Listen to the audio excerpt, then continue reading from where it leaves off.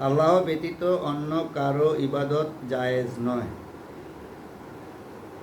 ইবাদতের পরিচয় হচ্ছে কোনো সত্তার অসীমতা, মহত্ব এবং তার প্রতি ভালোবাসার ভিত্তিতে তার সামনে অশেষ কাকুতি মিনতি পেশ করার নামই হচ্ছে ইবাদত।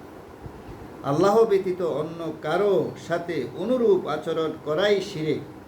এতে বোঝা যাচ্ছে যে মূর্তি পূজার মতো প্রতীক পূজা বা পাথরের মূর্তিকে খোদাই শক্তির আধার মনে করা বা কারো প্রতি সম্ভ্রম বা ভালোবাসা এ পর্যায়ে পৌঁছে দেয়া যা আল্লাহর জন্য করা হয় তাও শিরকের অন্তর্ভুক্ত। আসুন আমরা শিরক থেকে নিজেকে রক্ষা করি। শিরক গুনাহ মাফ হবে না যতই তওবা করি।